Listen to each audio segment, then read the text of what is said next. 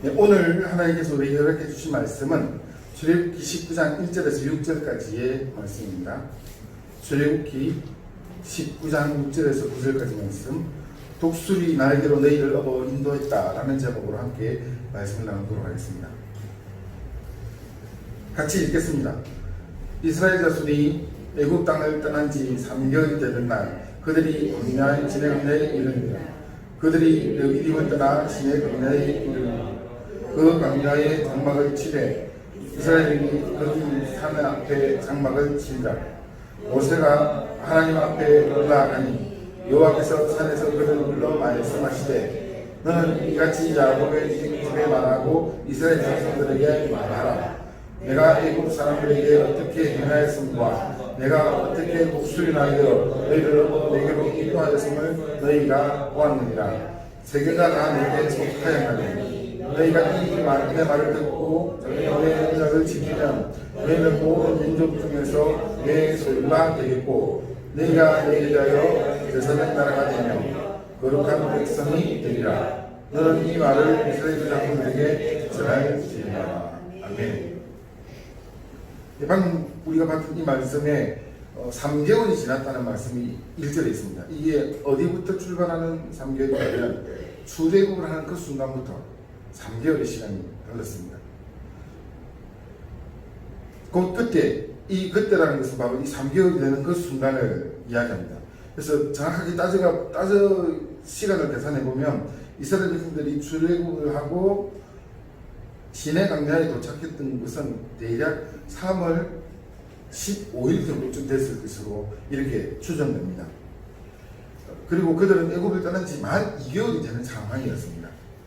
그래서 시내산까지 이르는데 어디를 떠나왔는가 하면 람세스에서 출발해서 숫곳으로 갔고 숫곳에서 에나우로 갔고 엘림으로 지나서 신광야를 지나 르비딤을 지나 이제 이 시내 광야에 들어선 겁니다. 아주 짧은 시간입니다. 사실 따지고 40년의 세월을 돌것으로 생각해보면 굉장히 짧은 기간 동안 여기에 도착했습니다. 만약에 이스라엘 백성들이 하나님을 신뢰하고 하나님을 믿을 준비가 완벽하게 되어 있다면 여기서 십계명 받고 성막 만들고 바로 들어갈 수 있었을 것입니다. 그들에게 그 긴 세월에 40년이 기다리고 있다고는 꿈에도 생각하지 못했을 것입니다. 하나님은 굉장히 급하게 이스라엘 백성들이 여기 시내산 자락까지 데리고 오신 겁니다. 그렇지만 인간이 준비 안 돼 있었습니다. 그 결과 매우 긴 시간을 그들은 기다려야 했습니다.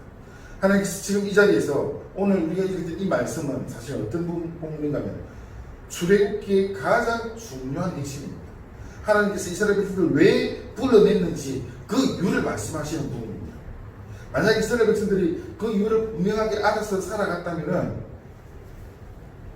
제가 단언하고 이야기할 수 있는데 만약에 이스라엘 백성들이 이 하나님의 말씀대로 하나님께서 그들을 불러낸 그 이유대로 살았다면 다윗이 따로 생길 필요가 없었을 겁니다. 그런데 이스라엘 백성들이 그렇게 살지 못했기 때문에 하나님은 다시 수정해서 다윗을 세우시고 거기서 예수 그리스도가 나올 수 있었던 겁니다. 만약에 이스라엘 백성들이 제대로 이 말씀대로 살았다면 이스라엘 백성 안에서 바로 예수님이 나올 수 있었을 것입니다. 한 번 더 필터를 할 필요가 없었을 것입니다. 저와 여러분의 삶 속에 하나님은 얼마나 많은 필터를 하고 계십니까? 우리는 늘 주님께서 우리를 새롭게 하시는 그 앞에서 살아갑니다. 그렇지 않으면 우리는 살 수 없는 존재입니다. 나는 이미 예수 믿었기 때문에 다 됐어. 우리는 누구도 그렇게 이야기할 수 없습니다. 예수 믿었습니까? 그러면 그 다음 반드시 따라오는 것이 있습니다. 성화되어야 됩니다. 예수님을 닮아가야 됩니다. 그리스도를 닮아가는 것이고 하나님을 닮아가는 것입니다. 이것이 성화입니다. 그런데 참 많은 크리스천들이 나는 예수 믿었어. 그럼 됐어로 끝나버립니다. 그것이 아닙니다. 예수 믿으니까 착하게 살아야지. 사실 성경에는 그런 말은 없습니다. 여러분 성경에서 착하게 산다는 말을 발견하기만 하면 제가 지금 제 고주머니에 있는 쓰레기밖에 없네요. 드릴 게 없습니다. 예, 좋은 거 드리고 싶은데 근데 사실 착하게 산다는 말이 하나도 없습니다. 그런 것이 아니고요. 상화되어 봅니다. 그런데 공교롭게도 이스라엘 백성들은 지금 이 말씀을 받는 이 순간에 이스라엘 백성들은 하나님께서 엄청난 축복을 하시는 내가 너희를 인도하여서 택한 너희 하나님이다. 너희는 나의 백성이다. 너희를 나의 제사장가로로 삼을 것이다. 너희를 통해서 이 온 지구상에 있는 인류들을 구원할 것이다. 이렇게 하나님께서 약속하셨는데 그 약속을 그들은 지키지 못했습니다. 하나님이 지키지 않는 것이 아니라 그들이 못했습니다. 왜 못했을까요? 그들은 하나님을 탐하지 않았습니다. 모양만 흉내내고 있습니다. 이스라엘 백성들이 가장 심각한 문제가 바로 그겁니다. 예수 믿는, 하나님 믿는 방법만 알고 있었던 겁니다. 그런데 오늘 주어진 이 말씀이 그들에게 딱 주어졌을 때 그들이 만약 믿는 사람으로 그들의 본질이 하나님을 그렇게 섬기는 사람으로 살았다면 아마 이 인류의 역사가 바뀌어 있을 겁니다. 그렇지 못했습니다. 그래서 오늘 제가 이 말씀을 시작하면서 도대체 하나님은 이스라엘 백성들에게 무슨 약속을 했는가, 그리고 그 약속이 저와 여러분에게 무슨 관계가 있는가, 이 말씀을 살펴보려고 하는 겁니다. 19장 2절에 보면 산 앞에라고 되어 있는데 이 산 앞에는 바로 시내산 자리입니다. 아랍 사람들은 보통 여기를 에벤무사라고 이렇게 부릅니다. 에벤무사 무슨 말인가 하면 모세의 산이다 이 말입니다. 거기에 이제 도달해가지고 이스라엘 백성들은 그 앞에서 장막을 치는데 좀 넓은 평원이 있는 곳에서 장막을 쳤을 것입니다. 약 200만 명의 사람들이 거기서 장막을 치고 이제 한 몇 달을 그곳에서 있게 됩니다. 그리고 3장에 이제 모세가 하나님 앞에 올라갑니다. 하나님 앞에 올라갈 때 이때 모세는 어떤 심정으로 갔는가 하면 몇 달 전에 시내산 자락에서 그가 만났던 그 떨기나무 앞에서 불꽃으로 임한 하나님을 보았을 때 하나님께서 그에게 첫 번째 주셨던 예언, 이스라엘 백성들을 출애굽해서 이곳 시내산에 와서 너희가 나를 경배하게 될 것이다 라고 말씀하셨던 그 예언을 이루기 위해서 올라간 겁니다. 올라가서 하나님 그럼 도대체 어떻게 예배드리는 것이 맞습니까? 우리에게 원하시는 것이 무엇입니까? 이것을 물어보러 올라간 겁니다. 근데 하나님께서는 이때 이스라엘 백성들에게 말씀하실 때 모세를 통해서 말씀하시는데요. 여러분 성경 한번 찾아봅시다. 19장 3절에 보면 누구에게 말하고 누구에게 말하고 합니까? 야곱의 집에 말하고 이스라엘 자손에게 말하라 이렇게 되어 있습니다. 야곱이나 이스라엘이나 똑같습니다. 근데 왜 이걸 따로 구분해 놨을까요? 구분해 놨을 뿐만 아니라 우리 성경에서는 그냥 야곱의 집에 말하고 이스라엘 자손에게 말하라 이렇게 되어 있는데 이걸 히브리어로 바꿔서 보면 좀 다릅니다. 아마르, 야곱의 집에 아마르 이렇게 얘기합니다. 그리고 이스라엘 자손에게 말하라 하면 나가들 이렇게 얘기합니다. 아마르, 나가들 이게 어떤 차이가 있냐면 너는 나에게 말해야 된다 이 말을 굉장히 강한 명령형 동사로 말하는 것입니다. 이 둘 다 그냥 말해도 된다 안 된다 그냥 말해라 이게 아니고 꼭 말해 가가지고 꼭 전해야 된다 이렇게 굉장히 엄중히 이야기하는 겁니다. 왜 이렇게 말씀하셨을까요? 이스라엘 백성들에게 그렇게 엄중하게 경고하면서 말씀하시는 이유, 지금 이스라엘 백성들을 출애굽해서 하나님의 나라의 백성으로 삼아주시는 근본적인 이유가 오늘 여기에 시작된 이 말씀 속에 있기 때문입니다. 사랑하는 성도 여러분, 도대체 하나님께서는 이스라엘 백성들에게 뭐라고 말씀하시는지 한번 살펴봅시다. 19장 4절에 이런 말씀이 있습니다. 독수리 날개로 너희를 업어 하나님께서 이스라엘 백성들을 이렇게 안전하게 구출해 내셨다는 이 말씀을 하십니다. 그 앞에 어떤 이야기가 있는가 하면 내가 애굽 사람들에게 어떻게 행하였음과 이 말씀이 있습니다. 이스라엘 백성들은 대략 짧아도 한 몇 달, 만약에 길면 거의 한 1년 가까이 되는 이 기간 동안 하나님께서 애굽에서 이스라엘 백성들을 구출하기 위해서 어떤 일을 하셨는지 직접 지켜봤습니다. 나의 강이 빨갛게 물드는 것을 봤고요. 애굽 전역에 깨우리가 판을 치는 것을 봤고 독종이 넘쳐나는 것을 봤고 그럼에도 불구하고 이스라엘 백성들 자기들에게는 하나도 해를 입지 않게 되는, 애국 사람들만 피해를 입고 자기들은 하나도 해를 입지 않게 되는 그 하나님의 놀라운 축복을 느꼈어요. 그리고 극적으로 출애굽을 해서 지금 이 시내장 자가까지 오는 동안 그들이 한 것은 하나님 앞에 평안한 것이고 하나님은 그들의 필요를 채우시고 이러면서 왔습니다. 그래서 거기에 독수리 날개로 너희를 업어서 내가 데리고 왔다 이 말씀을 하는 겁니다. 우리가 읽었던 이 말씀 속에는 출애굽기 19장 말씀에는 이게 도대체 어떤 의미로 하는 말씀인가 자세히 안 나와 있습니다. 대신에 신명기 32장 10절에서 12절에는 아주 자세하게 이렇게 표현되어 있습니다. 제가 한번 읽어보겠습니다. 신명기 32장 10절에서 12절인데요. 이렇게 되어 있습니다. 여호와께서 그를 항무지에서 짐승이 부르짖는 광야에서 만나시고 호위하시며 보호하시며 자기의 눈동자같이 지키셨더라. 마치 독수리가 자기의 보금자리를 어지럽게 하여 자기 새끼를 위에 나불거리며 그의 날개를 펼쳐 새끼를 받으며 그의 날개 위에 그것을 엎는 것 같이 여호와께서 홀로 그를 인도하시고 그와 함께 다른 신이 없었더라. 바로 이 부분입니다. 그냥 날개 위에 그냥 업어서 이렇게 나는 것이 아니고 보호한다는 개념이 굉장히 강하게 있는 말씀입니다. 하나님께서 이렇게 이스라엘 백성들을 지키고 보호하시면서 시내산 자락 하나님의 말씀을 받는 그 자리까지 데리고 가신 겁니다. 마찬가지입니다. 우리도 마찬가지입니다. 하나님께서 우리를 이렇게 독수리 날개를 치듯이 우리를 업어서 하나님의 사람으로 살아가게 하십니다.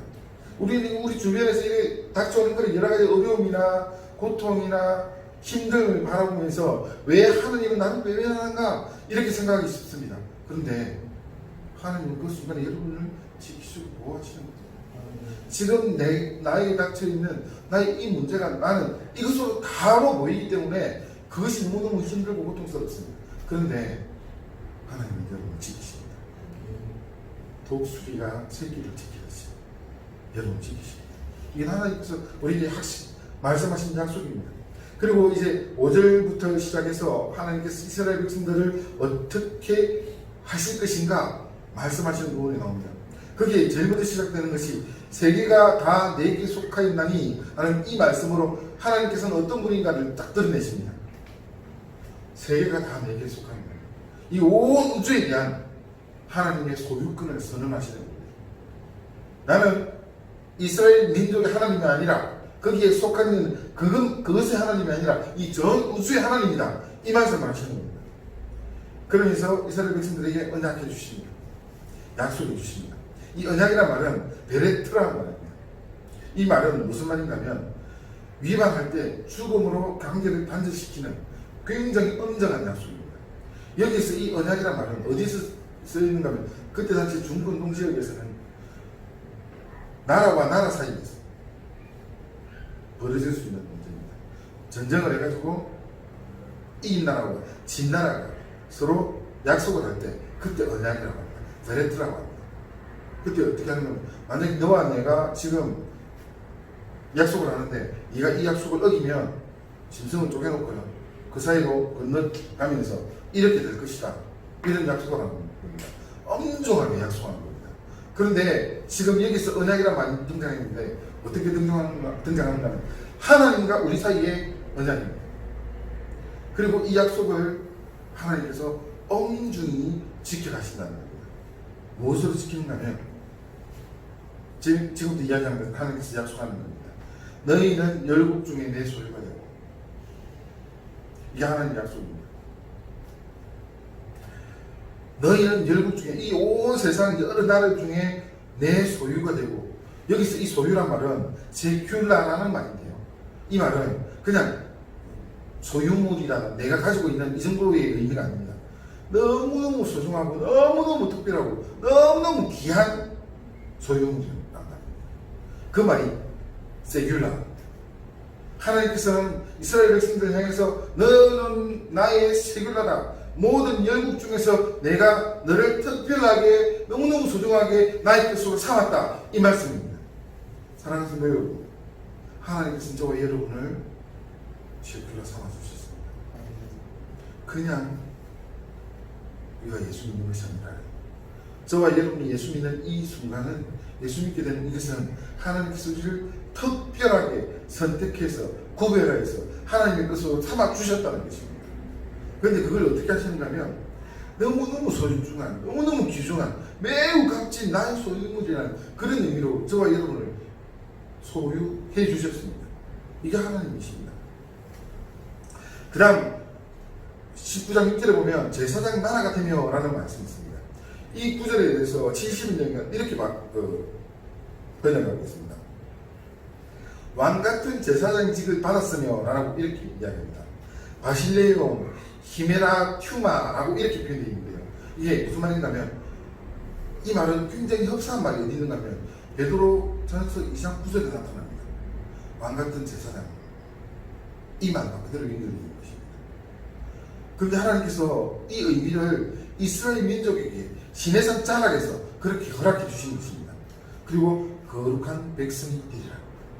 구별되어 있는 이 거룩함이는 구별되는 것입니다. 세상과 엄연히 다른 구별된 의미를 주는 것입니다.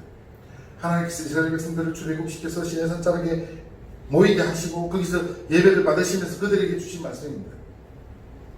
거룩한 백성, 하나님 나라, 제사장, 여러분 중에서 내 소유가 될 것이다. 구별하신 겁니다. 왜 이렇게 하셨을까요? 이스라엘 백성들을 통해서 하나님께서는 이 온 인류를 향해 구원의 은혜를 미치겠다는 것입니다. 구원을 이루겠다는 것입니다. 이것이 하나님의 뜻이었습니다. 그래서 그들을 향해서 제사장 나라가 되고 이 중요한 의미를 그들에게 부여하신 것입니다. 이것이 하나님께서 이스라엘 백성들을 구원하신 목적입니다. 사랑하는 성도 여러분, 저와 여러분이 하나님께 구원받은 목적은 마찬가지입니다. 거룩한 하나님 나라에 그의 소유된 백성이며 왕같은 제사장으로 오늘 이 시대를 우리는 살아가고 있습니다. 하나님께서 우리를 불러주신 그 목적대로 살아갑시다. 주님께서 우리를 살리신 그 목적대로 삽시다. 이것이 하나님 있는 길입니다. 이스라엘 백성들은 그것을 놓쳤습니다. 지금 이 순간 하나님께서 그 약속을 하는 그 순간에 그들은 이 약속을 받았음에도 불구하고 하나님은 변제하지 않고 끝까지 지켰음에도 불구하고 그들은 하나님 배반했습니다. 신앙을 지키는 것이 아니라 형식을 지켜가는 사람들이 되어버렸습니다. 그 결과 그들은 어떻게 됩니까? 오늘 이 시간에도 이스라엘 민족은 자기들의 고식으로 하나님을 믿고 있습니다. 이스라엘 백성들이 절대 인정하지 않는, 유대인들이 절대 인정하지 않는 성경이 하나 있습니다. 그게 뭔가 하면 오늘 오전 예배 때 함께 읽었던 이사야서 53장 말씀입니다. 그 말씀을 가지고 한다면 예수님으로 바로 대입이 되거든요. 그들은 그것을 인정하지 않습니다. 그 말씀 자체를 아예 인정하지 않는다는 말입니다. 왜 그럴까요? 하나님께서 이스라엘 백성들을 택하시고 구원하시고 하나님의 소유된 백성으로 살게 하면서 온 민족 가운데 제사장 나라로 삼아 주셨는데 그들은 그걸 감당하지 못한 겁니다. 그런데 그들은 감당하지 못한 것으로 멈춘 것이 아니라 자기들이 잘못된 것을 끝까지 주장하면서 오늘 이 시간까지 살고 있습니다. 오늘 우리가 본 이 말씀은 바로 그들을 향하여서 하나님께서 구원의 언약을 베푸시는 순간입니다. 이것은 저와 여러분에게도 마찬가지입니다. 하나님께서 우리를 구별해 주시고 소유해 주시고 제사장으로 삼아 주셨습니다. 사랑하는 성도 여러분, 하나님께서 여러분을 불러주신 그 목적대로 삽시다. 이것이 우리가 오늘 2020년을 살아가는 그리스도인으로서의 목적입니다. 기도하겠습니다.